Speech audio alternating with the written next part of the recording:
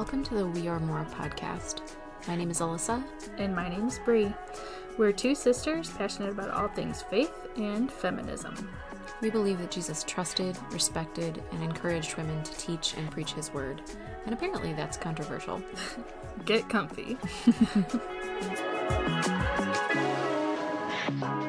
Hello. Welcome to season 2. Just kidding. No. I don't have seasons. We're not organized enough for that. Not yet. And not ever. I think this is episode 31. I'm pretty sure. Neither of our ages. No, neither of our ages. Because we're both 97. Exactly. We both share the same birth date and we're both the same exact age. You know, that's just twins. Oh. We're twins. People would think so. Are we? No way. You'll never know. Most people assume that we are. We're not. We look similar ages. It's just secretly we're one person, but we have multiple personalities or schizophrenia, and we think we're talking to another person, but really it's just one person talking to themselves for an hour. Wow. What if you're a figment of my imagination? That could be a good movie. That two sisters record a podcast and are fools for an hour? No, but really are it's secretly just one insane person. Great. All right, Disney, are you listening? Disney, I have an idea. I don't know if Disney would do it, but Netflix might. Disney's doing all kinds of crap now. They own Hulu. They have ABC. Disney owns the world. I'm pretty just like convinced. Girls. And also our bank accounts. Who runs the world? Disney. Sorry, Beyonce. No, I want to run the world. You cut out the girls. How about the girls at Disney? Can they run the world? Yeah. Oh, yeah. Okay. With a Starbucks in hand. Hey, yeah. Or a Joffrey's if you're inclined that way. But I really still prefer the Starbucks. I do prefer it. I don't prefer to wait in the line. No, that's the bad thing. Is like there are secret Joffrey's locations. If you don't know, if you haven't been to Disney World, Joffrey's is like, I don't know, is it located anywhere outside of Disney? I've only ever seen it in Disney. Or you can buy like the bags of coffee. Literally, I have no idea. But that's like a coffee stand that you can find in all the Disney parks, or at least in the Walt Disney World parks. It's like, there's less of a line than Starbucks. Yeah. There are some people that are like culty about it. Like they want Joffrey's and that's all they ever want. But I mean, I don't know. I'm a pretty big Starbucks girly, so nobody could tell that. We haven't dedicated several a TikTok to it. Hello, Starbucks people. Shout out Starbucks to you. People. Thank you for being here today. Giving me my coffee. They made a particularly good coffee this morning. It was great. I made sad coffee at work. Oh, that's depressing. I know. It made me sad. All right, so I think that we should address the elephant in the room. Bree, thoughts? Indeed, we should. Let's address. All right, addressing. We've addressed. Addressed. All right. All right. We're moving on. We're going to say clean cup, moving on. Yep. We're doing our best to smile over here. I've been listening to a lot of sad Dolly Parton music. You know what I listen to when I'm sad is The Fray. And that is the most like 90s kid thing I've ever said, probably. I don't like that. I listen to Hard Candy Christmas by That's Dolly not Parton. Depressing. And I cry. It's melancholic. Melancholic? Yes. I've decided it's a new word. Okay. So if you want more on our thoughts on things, you can head to our socials. We've talked about it a little bit. Just a on tad. TikTok and Instagram. But I think today we want to clear a space for those of us that are dealing with emotions during this time. Yep. Dealing with everybody. Everybody has emotions. Everybody that's dealing with particular emotions over the last couple of weeks. And we are going to talk about the often quoted and often put on Hobby Lobby signs verse. Oh, hooby looby. And that is Psalms 46:10, which is the be still verse. Be still. Be still. It's not just Hobby Lobby. It's literally everywhere. It's like you walk into a TJ Maxx, you look on a necklace, you want like a Christian girl t-shirt, it's going to say, be still. Yeah. And I think it's really poignant right now, but it's also kind of like a confusing verse for right now because I don't super want to be still. I kind of super want to scream. So I've done a little bit of research, but we're also just going to kind Chat about it. of, chat about it, see what our feelings and emotions are. I think it's funny because when you look at the Be Still, canvases, shirts, jewelry, The all merch. of it, it's all surrounded by lovely florals. Yeah. It's already still. I think what really stands out to me, and I posted this on the socials yesterday, when everything is storming around you, when your world is falling apart, when you're in the middle of a tsunami, because tsunamis are freaking scary. How do you know? I watched that movie, The Impossible. Okay, back on track. When you're in the middle of a storm, God is saying, be still. Right. In the midst of all that, Jesus is sleeping in your boat, you know? All right, so I'm going to, throughout the episode, read 2 different versions of this, but I'm going to start in the NIV. She knows how to read. She's literate, Aren't everybody. you proud? Okay. So I'm going to read the whole of Psalm 46, because I just think it's really important to give context. Like, you always see this verse, and it's just be still, just 2 words. Yeah. Or be still and know that I am God. And there's more to it than that. Yeah. It's not necessarily that this one, like many verses that are taken that way, this one isn't necessarily taken completely out of context. Yeah. But it's important to read the whole thing. Yeah. So buckle up. I've got 11 verses here. I hate buckling. Do it. It's for safety. Click it or ticket.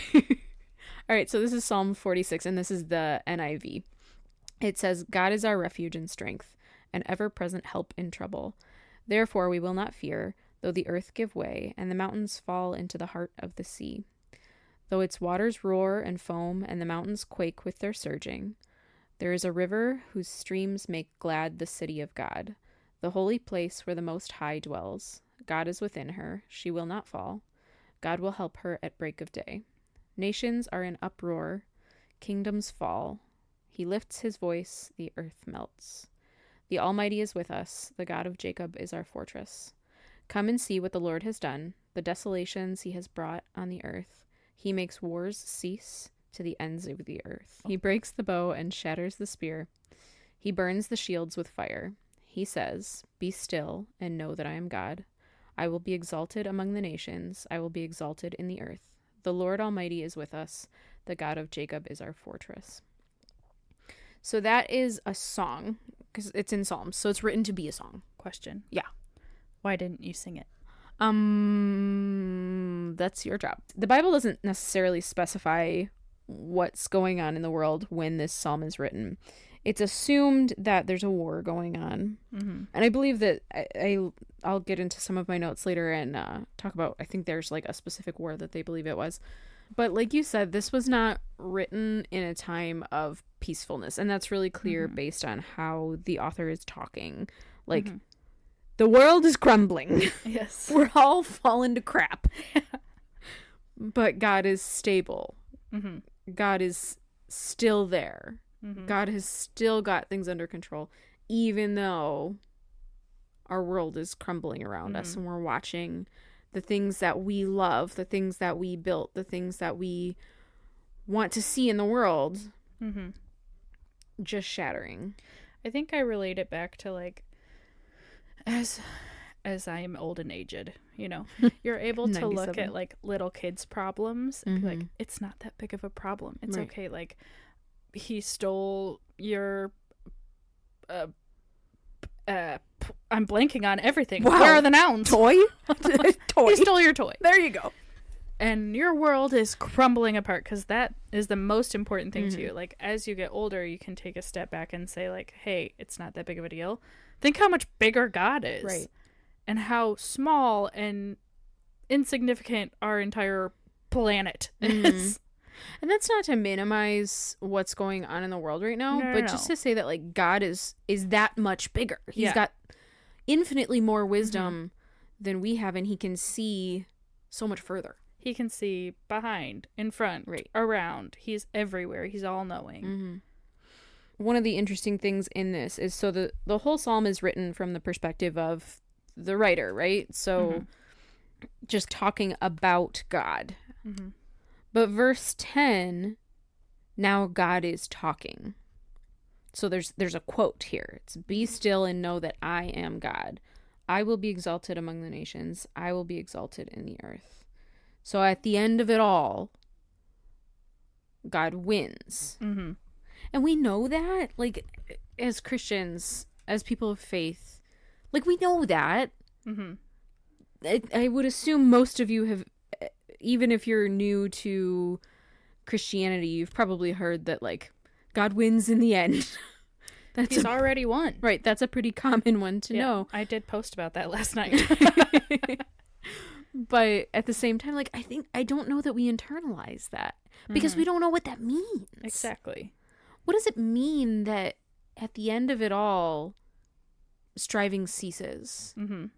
There is peace. There will be no more tears. There will be no more pain. Like, because we have lived in a world that since the moment we were born, there was tears and there was pain and there was hurt and there was striving and whatever. Even if you had a lovely childhood. Yeah. So what does that look like? Yeah, like we are in the middle of it. We are in the muck. Mm-hmm.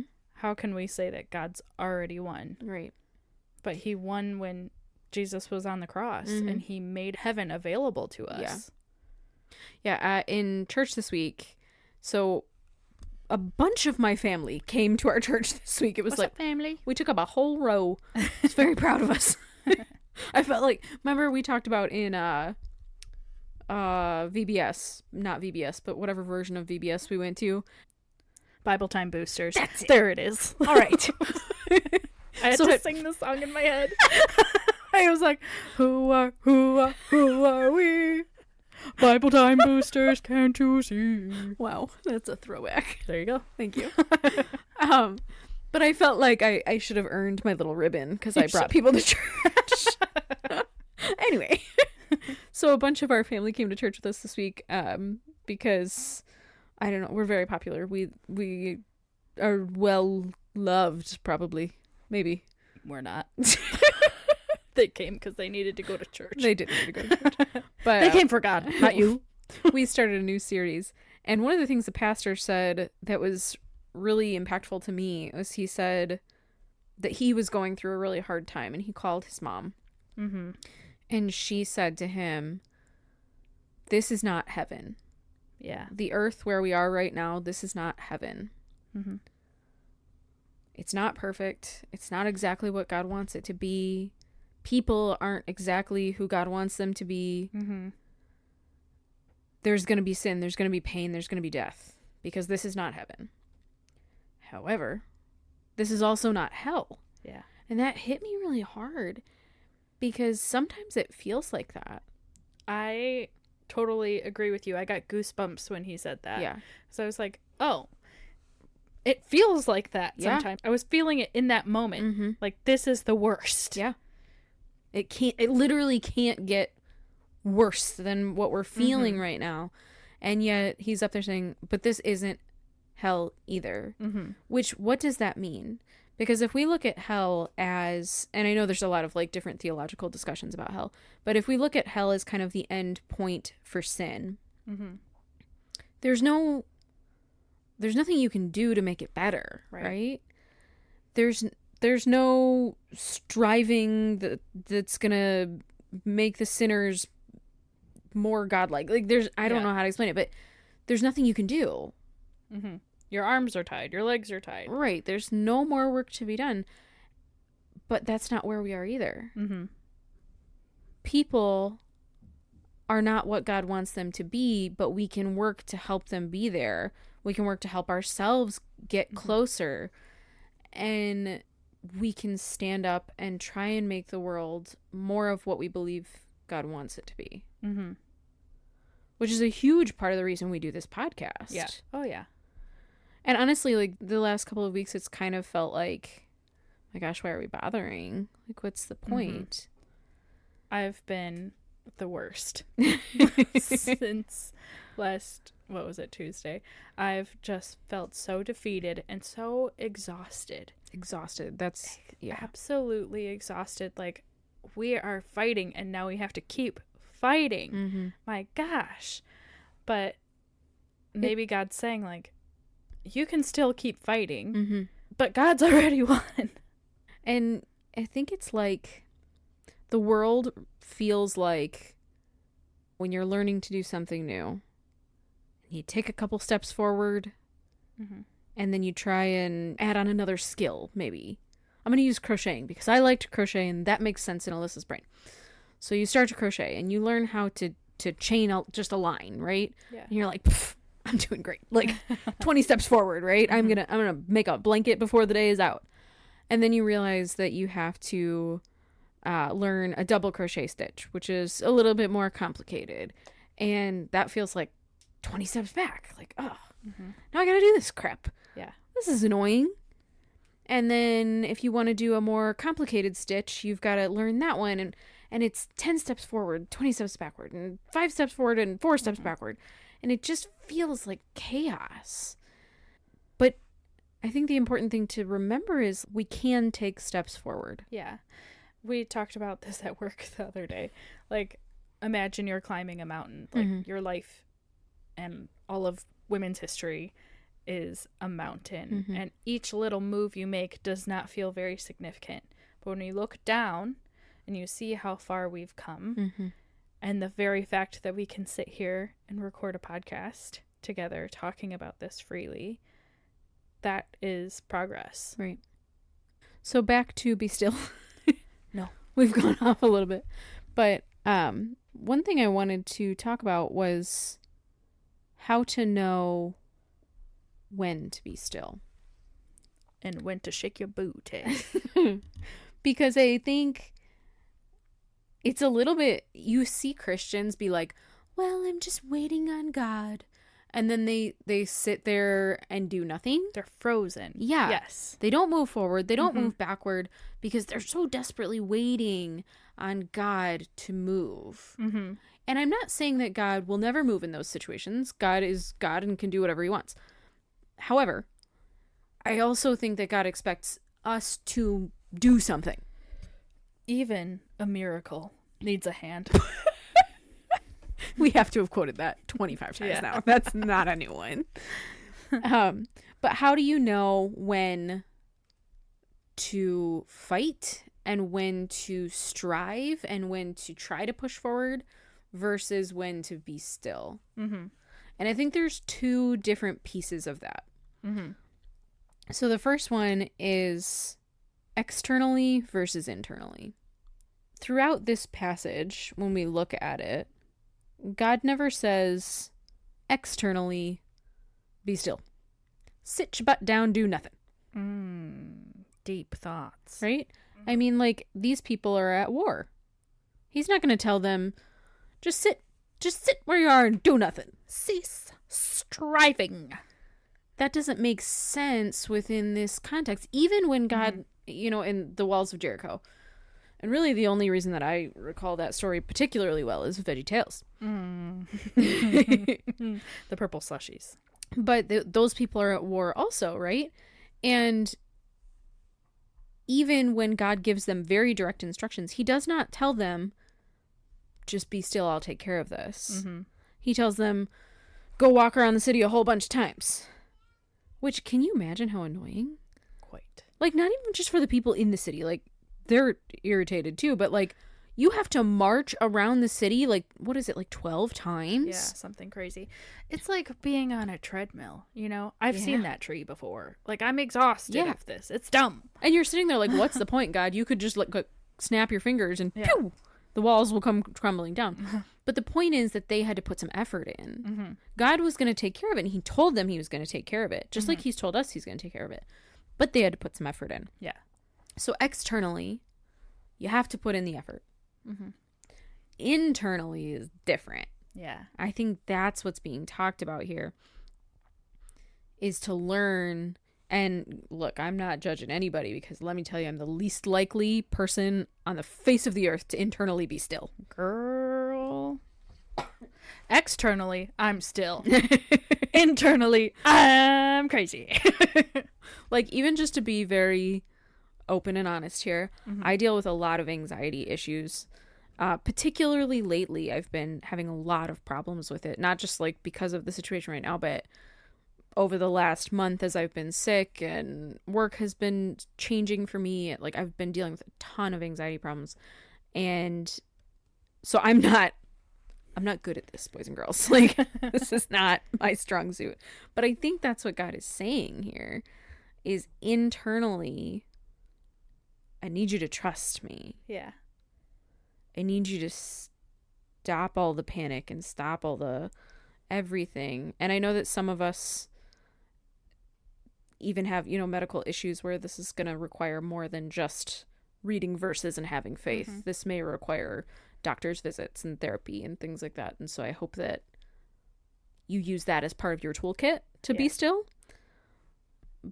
But also I think faith and trust is a big piece of it. And pixie dust. I didn't see that verse in there. It's not in this Bible. Oh, right. It's in the message. Yeah.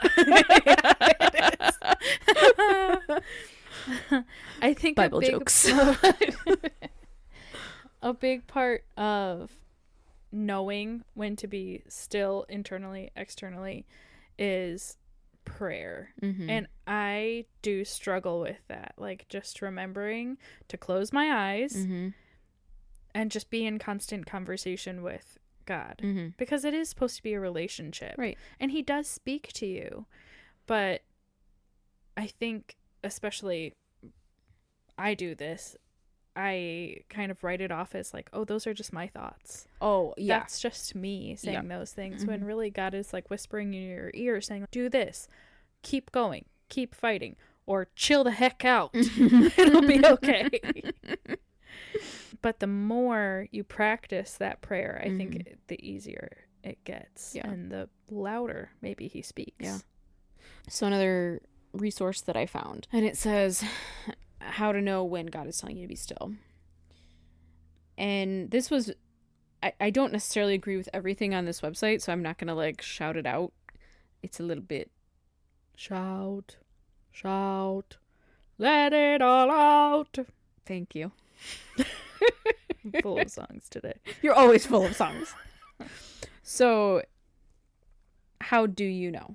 How do you know when God is physically telling you to shut it down? I almost had another song there. Because there are times when you do have to fight, whether it's for yourself or others. Mm-hmm. There are times where it's important to stand up and make the argument. There are times when it's not optional. Yeah. So when is God telling you to be still is the question. Mm-hmm. So that this doesn't just become a sign that you put in your house. It has to mean more, right? Yeah. So this person says, you know that God is telling you to be still when your effort fails, even though you did what was required of you. Or when you get to the end of yourself, when you've done everything that you possibly could, you've tried everything God has asked, and you've seen no fruit. Nothing has come of it.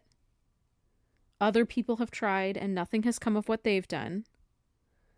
You're frustrated, you're weary, you're at the end of what you can do. Then God is telling you to be still. So I think that's really interesting.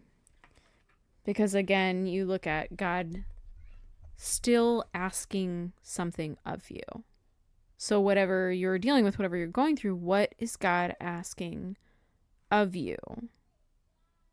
Because even if at the end of it, he says, be still and just sit there for a minute, you might still have had to do a bunch of stuff to get to the be still point. Exactly. Yeah. Like even, and I know we use the podcast as an example all the time, but we've been working really hard on it.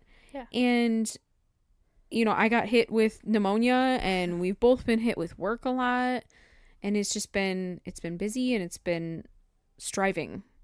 It's been weariness. It's been whatever. And we kind of hit a wall this week where we're struggling with some of our back office systems. And it's like, I've done everything I can do. So I have two options after I've done everything that Alyssa can do. And Brianna has done everything that Brianna can do. Either give up. Say, well, 30 episodes and we're out. That's See enough. you, bye. Drop the mic. We've said enough. We have said a lot. 31 hours worth, essentially. give or take. That's a lot of hours. Honestly, can you imagine if we did a marathon where we just heard our voices for over a day? Someday when we start actually like filming this and you can see our beautiful faces. We both look particularly beautiful right We now. do look good. We both are at least tried today. We tried. I had therapy today, so I had to. And I have yoga later. When we do that, we should probably do a 24-hour react to our own podcasts and then just lose our minds entirely. Like, I've said a lot of stupid stuff. Like, a lot of brilliant things, too, obviously. But a lot of inappropriate things. Quite a few, yes. So someday, guys, look forward to that one. But anyway, so our options either to just quit or to say, I've done what you've asked of me. Mm-hmm. So now you have to take it. You have to take it from here because I can't do anything else. Mm-hmm. However, I've done 31 hours worth of stuff. Like, exactly. And I mean, it's a lot more than 31 hours worth of work. But I've done all of this stuff leading up. Mm-hmm. And now perhaps is the moment to be still. Mm-hmm. So what are your things? Like, what are your steps? What can you do in a world that feels confusing? Even if it's not a full step. Like, even if it's driving to the gym. You know, you don't have to go in. Yeah. But you drove there. Yeah. You know, just making small efforts mm-hmm. every day. And then maybe God is going to say, that's enough effort. Or even being bold enough to, like, have a conversation. Mm-hmm. Or, you know, there was a topic that came up in conversation this week with someone for me. And normally I kind of shy away from, I'm really, I know it sounds like it, but I am not a particularly aggressive or confrontational person. Like, I know that it sounds like I am. It sounds like you should be. Yeah. But I'm really, like, in real life, I'm really not. Yeah. And a topic came up with someone this week that I felt was very important. And the topic has come up in the past. And I've just kind of like breezed on by, you know, whatever. But this time I just felt that it was important that I say the things that I believe to be true.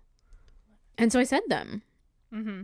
And it was a little uncomfy. It wasn't like world ending, but it was a little uncomfy. But I do think that was an important, like, half step, you know, in having bigger conversations with that person about things that I really truly believe are important. And also think about, with that particular issue, with you not saying what you truly believe mm-hmm. and kind of holding in a little bit of, not resentment, but disagreement mm-hmm. between the two of you, that takes away from the relationship that you could have. Very true. Yeah. Yeah. Eat the frog, boys and girls. Eat the frog. I've been saying that so much. All right, so I wanted to also read this verse in a different version. So I'm going to read it out of the Message because, and I know it's not a translation, boys and girls. I know, you know, that I'm not telling the truth. Mm.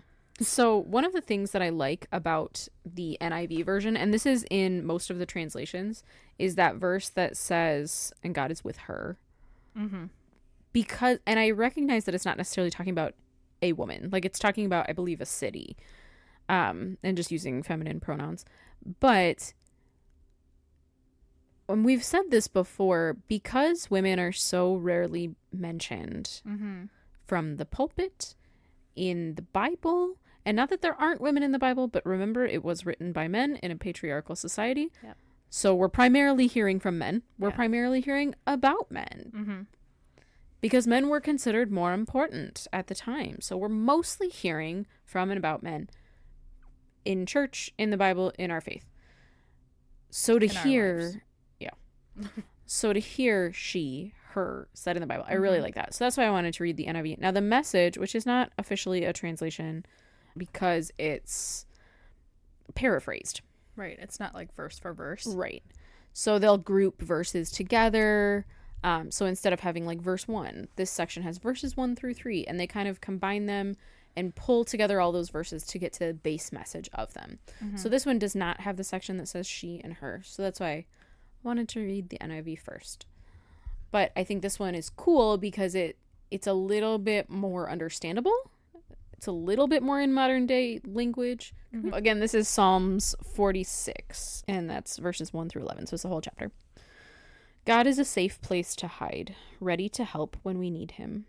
We stand fearless at the cliff edge of doom, courageous in sea storm and earthquake, before the rush and roar of oceans, the tremors that shift mountains. Jacob wrestling God fights for us. God of angel armies protects us. River fountains splash joy, cooling God's city. This sacred haunt of the Most High. God lives here. The streets are safe. God at your service from crack of dawn. Godless nations rant and rave.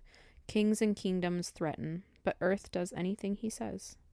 Jacob wrestling God fights for us. God of angel armies protects us. Remember, it's a song, so there's a reprise.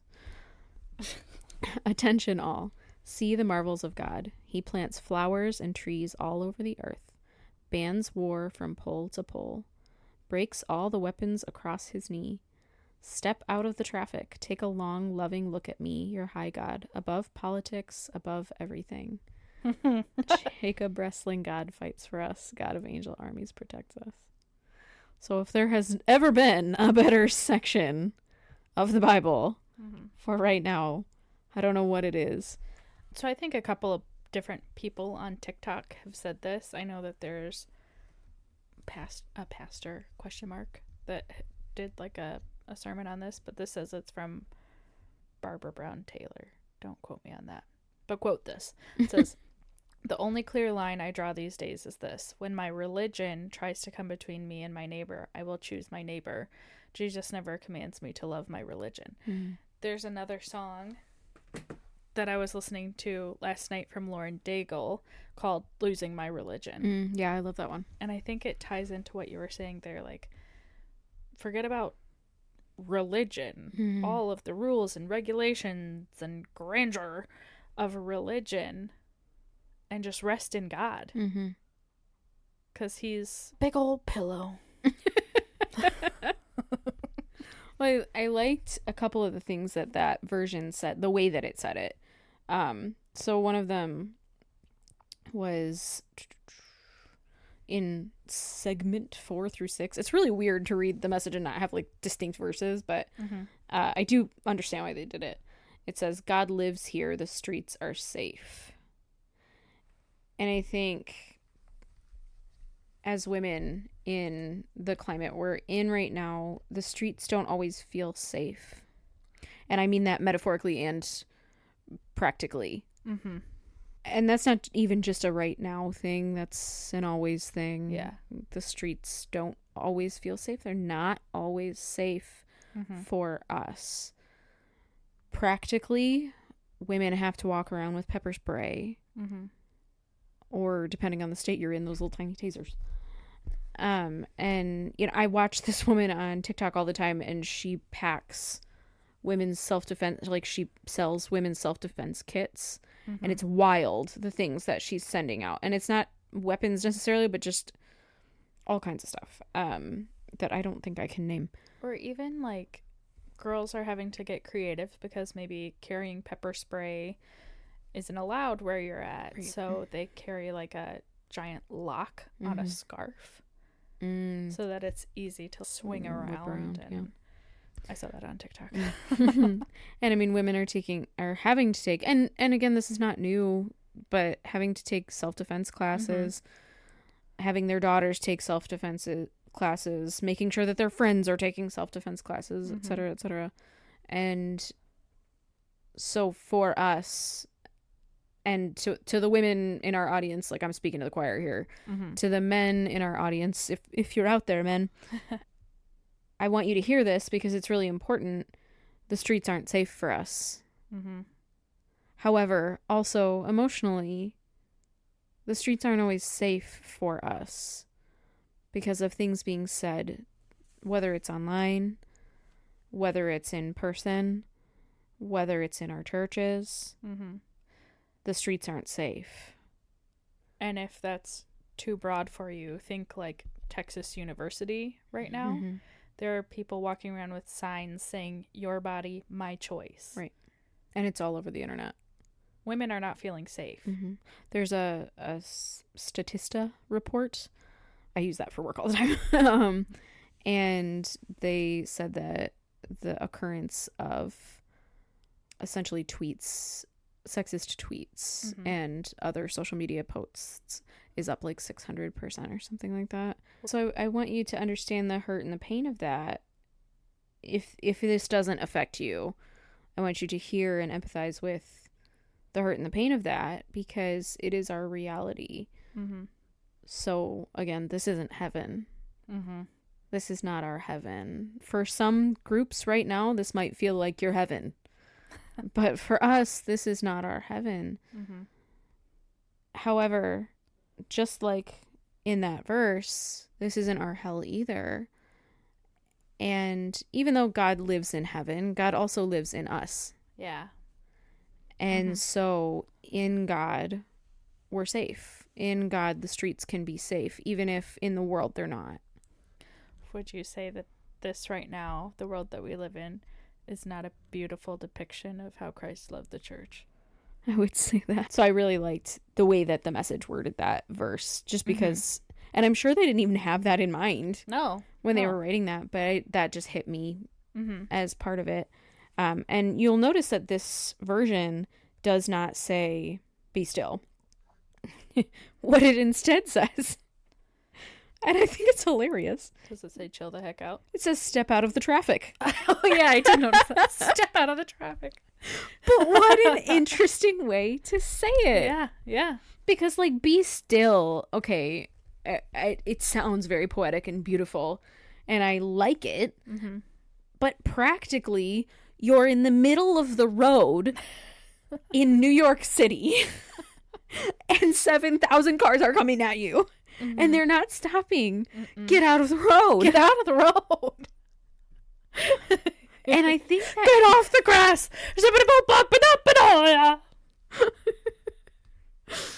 You've done that one before, too. You're welcome. I think that one gives you a little bit more of a practical viewpoint of it. Because we can dive into what "be still" means. And obviously we have, and you can, too. But when it says...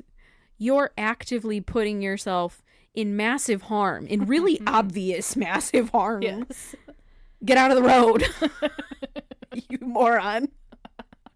Maybe not you moron. I don't think the Bible would say that, but I have added. And I'm not just talking to you. The Message plus Alyssa. We should write that. That sounds good. I'll make a commentary. Alyssa's study notes. But when it says that, I just feel like that gives you more of a practical way to see it. And then, so that's part of the quote. Remember, that's where God is speaking. And again, this is not, I don't think God directly told the writer, step out of traffic, but because I don't think it would have made sense at that point. There weren't so many cars back then. But then the next part of that quote is, take a long, loving look at me, your high God. Above politics, above everything. I don't even know how to, like, when I read this version, because I just read the NIV, I read the NLT. Those are kind of my two go-tos. And I wasn't even necessarily gonna go to the Message. And then I did, and it just felt like, oh, hello, you've picked exactly what I wanted you to talk about today. Wherever you are, and I know some of our listeners are not in the US, so this may not be quite as poignant for you, this piece of things. I'm sure you still need moments to be still, and you need to step out of the traffic. But for those of us in the US, and if your country is dealing with other political issues, which many around the world are, to remember that God is above politics, that our moment in history, even though everything is important to God, your life is so critically important to God. He knows the hairs on your head. He knows exactly everything about you. Does he know the hairs on my chin? Your chinny chin chin? Probably. And it's a lot. He's like, whoa, Brie, take care of that. Here's some tweezers. May the Lord be with you. But I think just to look at that and say, even though, yes, we are so important to God, we are everything to God, we are his children, he adores us. This blip in history, even though it feels so big, and I don't want to minimize it because I'm feeling it too, but if I can step out of my own way for a minute, our blip in history is just a blip. Even if it's an important blip, even if it's a historically significant blip, it's still just a blip. And I hope it's a fast one, but our politics in the grand scheme of eternity won't be as significant as we think they are. It's not that they don't hurt right now. It's not that they can't cause damage and pain. And again, I really, really don't want to minimize this because Brie and I have been obsessing for a while now. So many gray hairs. I mean, you can go check out our TikTok for some of that. I don't know that you want to. It might be a little depressing, but it's not the end of us. Yeah. It's not the end of our podcast. It's not the end of us as people. It's not the end of our mission. It's not, I mean, God has yet to ask me to stop. I think it's funny that you and I, someone told us that we were on mission the other day. And I never thought of it that way. I was like, Alyssa and I are just doing our thing. We're just making our podcast. We have loud mouths. We do have that. But we are. Through some weird chain of events, you and I are on mission for Christ. It is a weird chain of events. We should do an episode on the history of the pod. How did we get here? How did we get here? And where are we going? And who are we? And what have we done? And what are those? And where am I? And when am I? And no! Are you good? You done? Yeah. All right. Yeah, that one hit me too. Just to think that that this is maybe what we're supposed to do right now in this period in time. And maybe God was gearing us up for it. Yeah. Yeah, it's always amazing to look back on your life. And I hope that for many of us, many of those of you out there, many of us sitting here in this room, that we will look back on these times and be proud of the work that we do. Yeah. Because God, at least for Brie and I can look at the last, our first episode I think was in March. Was it March or was it January? We started planning and having meetings in January. Okay. Our episode premiered in March. Oh. And which is so bizarre. Like, why then? Why then? Like, we said we were fed up then. We've been fed up for a while. And felt like we couldn't stay silent anymore. But, like, now it's blaringly obvious. I don't think we could have made it if we just started just now. No. I could be too overwhelmed. I think we would struggle. Yeah. But here we are, and we've done the thing. We've been striving, you know. We've been striving. And I don't know how many more times we got to walk around Jericho. I don't know. I'm tooting the trumpet. I'm trying. I'm doing my best. She be tooting, I'll tell you that much. But I don't know how many more times we got to walk around before God says, all right, that's enough. I've got it now. Let me tumble those walls. Yeah. I don't know.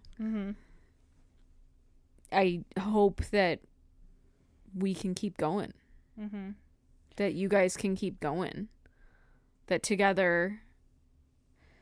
That we can be maybe the stars in the darkness. Oh, I love it. That was a long pause. I thought you were just saying we should be stars. And no, frankly, I didn't mean that. I'm not super up for that. No, I meant like the bright spots. Okay. Throughout the darkness. So then if we go back, I'm going to go back to the NIV real quick. Real quick. Are you guys, if we go back to the NIV, the first part is be still. And we've gone through that. What does it look like to be still? What is God asking of us? Do we always be still? How do we know when to be still? But there's a second part of the verse. And the second part informs the first part, right? And know that I am God. Mm-hmm. And that one is maybe just as hard. Like, be still is hard. To tell your mind to stop racing. I was asking my husband Nathan today, I was like, can you turn your brain off? Because people always say about men, like, and this is such a stereotype, but someone said this week, men have a nothing box. They have a nothing box in their brain where they can just go to their nothing box and they can kind of sit there and zone and be blank. And I do think that's a little bit sexist. Yeah. But I asked him, I was like, is that the case for you? Like, do you have a moment where you can just be in nothingness? And he's like, no, not really. He said his mind isn't always racing, but he's always, thinking on something. There's always those thoughts going, just like, because here's the thing. We want to think men and women are so different. We are so obsessed with thinking men and women are so different. They're not. We're the same. People are people. Creating the differences. Right. We're creating the divide. Right. Instead of talking about the similarities. Like the episode of friggin' Dairy Girls. Oh my goodness. Let me go off on my soapbox. Okay. They had the Catholics and they had the Protestants, and they brought them all into a room, and they had 2 chalkboards, and they said, write down similarities between the two of you, and they just could not. None of them could think of any similarities between the two groups of people. They could only think of differences. And I feel like that's our society. Yeah, that's a really good comparison. I remember that episode. I saw that one. You're welcome. It's a good show. But we are all struggling to be still, right? Like, that's hard. It's real hard to just stop and say, all right, God, I'm handing this all to you. Because even in sermons, you'll hear people be like, okay, well, you got to give it to God, and then you might have to give it to God again, and then you might have to give it to him again. You just keep give it. Because we don't know how. We don't know how to just hand over the reins and not be in control for a minute. Like, as human beings, to just not need control, to just say, I trust you, God. Now, I'm not saying trust human beings. I'm saying trust your one and only God. Okay? Perfect God. Yes. Let's not confuse things. But the second part of that verse is, and know that I am God. And know that I am God. What does it mean to know something? Like, if I was to say, I know Brianna. Do you? Yeah, I really, really do. What I mean in that is that I know quite literally every tiny thing about her. I may know how many hairs are on her chin. How many? Can you tell me? 73. I have grown up with her. We have been together since I was 2.5. Like, every moment, pretty much of every day, we are together. And so I know Brie, and she knows me. If I was to find someone on the street, I could say, I met this person, and you might colloquially. You know what? Pick a different word. Nobody knows what it means. You might casually say, I know this person. But the reality is, do you know them? Do you really intensely know who they are as a person? Do you know who you are? The Muffin Man. I was quoting Moana. I was going Shrek. And so who is God? And when you need to be still and you need to trust God in something, the only way to do that, the only way to hand him something is to know that he can take it, right? Because if you don't know that he can handle it, you can't give it to him. Yeah. I would say, if you're looking for a song to go along with this episode, look up Peace Be Still by the Belonging Co., I guess. I love it. The chorus goes, peace be still, say the word and I will. I'm about to sing it. Set my feet upon the sea till I'm dancing in the deep. Peace be still. You are here, so it is well. Even when my eyes can't see, I will trust the voice that speaks. Mm-hmm. So good. I think you should have sang it, and frankly, I'm disappointed that you didn't. Peace be. I'm done. They don't sing it sometimes like that. I think we destroy people's ears. Sorry, headphones If they're users. listening to it in headphones. Maybe we should put a warning. Headphones not recommended. Anyway, I think it's important to create the relationship with God. And this was another thing in church this last week. He said, you train for war in times of peace. Mm-hmm. So you train for strong faith in times when it's not that hard. Mm-hmm. So you create your relationship with God in times when it's not that hard. And then it gets tested, and then maybe your training wasn't as good as you thought. Yeah. But either way, train that relationship with God. Mm-hmm. Have that relationship with God. Keep reading, keep researching, keep listening to whatever podcasts you're listening to, or watching whatever sermons you're watching. And don't wait. Don't wait until tomorrow or put anything off. Just eat the frog and start it now. Because when you come to a point where you have to be still, whatever that point is, whether it's emotionally be still or whether it is eventually the physical just be still, just sit still, you gotta have something to fall back on. You have to have hope. Yeah, if you have no relationship with God, you can't be still and know that he's God. No. You can't do that. Because you don't know. Right. And that's what I don't like about some of the signs and some of the posters that literally just say be still. Because it's like giving someone half the truth. Half the instructions. Yeah. Be still. Okay, well what happens while I'm being still? Right. How long do I have to be still for? I have to know that in the background, God is doing what he's supposed to be doing. God is still taking care of the things that I was trying to take care of and I couldn't do on my own. I have to know that. And if I don't know God, I don't know that. So be still, preach. But also know that he's God. It's a two-parter. And also read the whole section because it's really good. It's a really good psalm.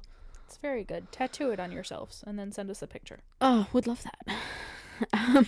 But not with like a flower. No, With something like a tornado. hardcore. A tornado? Is that hardcore? I don't know. A flying cow? A flying cow. I love it. Tattoo it with a flying cow. Be still. Don't try and rescue your cow. It's too late. All right. Don't even try. Okay, boys and girls, I have a class to go to. So thank you guys so much for hanging out with us and listening. So next week, we're eating a Thanksgiving pie that was really too dry. Perhaps we'll die. Oh, good. And we're talking about being thankful. Yeah. We'll talk a little bit about, we're going to... Is it next week? It's not next week, but... Oh, we could do a multiple parter. Two-parter on Thank you.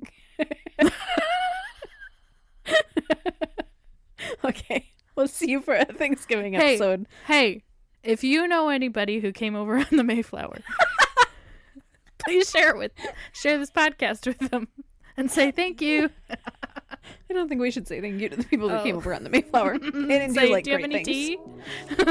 That's a whole different time period. Say, do you have scurvy? Okay. Share the podcast with them. We've lost our minds. We'll see you next week.